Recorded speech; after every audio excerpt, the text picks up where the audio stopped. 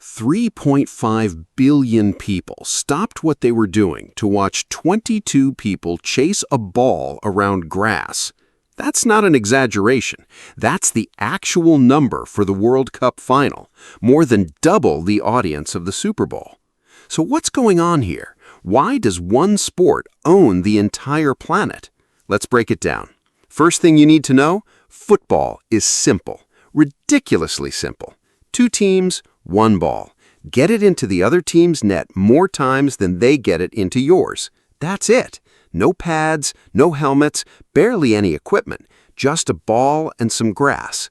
Kids in Brazil learn it on dirt streets. Kids in London learn it on concrete. You don't need money to play. You just need a ball or, honestly, sometimes just a rolled-up sock. That's rule 1 of why it's everywhere. It's cheap and it's fast to understand. But here's where it gets interesting. Football has almost no stoppages. Once the ball is rolling, it keeps rolling. Compare that to American football, where the clock stops every 10 seconds and the actual action adds up to about 11 minutes per game. 11 minutes! In football, you get 90 minutes of near constant motion. That builds a different kind of tension. It's less wait for the big play and more anything could happen at any second. And that unpredictability, it's addictive.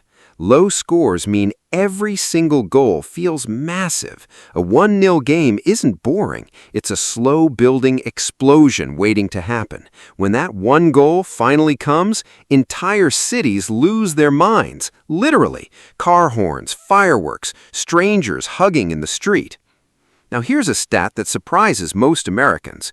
The World Cup isn't just a tournament. It's basically a stand-in for national pride. When your country plays, you're not just watching sports. You're watching your identity go head-to-head with someone else's. That's why fans cry during the anthem. That's why losing on penalties can feel like a national tragedy.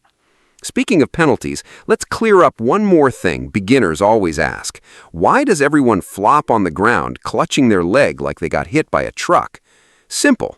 In football, the referee reacts to fouls in real time. There's no instant replay stopping the game every 2 minutes, so players exaggerate contact, hoping the ref notices. It's dramatic, sometimes hilarious, but it's part of the psychology of the sport. And here's the part that really seals it.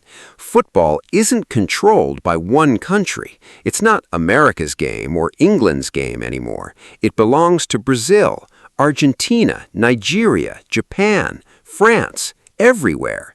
Different styles, different flair, different heroes. That global ownership is exactly why the sport keeps growing.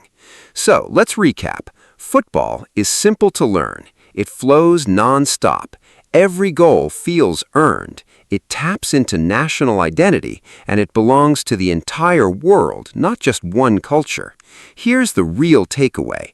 Football isn't just a sport people watch. It's a language billions of people already speak, and you're about to learn it too. If you want to actually understand the game like a true fan, not just a casual viewer, hit subscribe. This is just the beginning.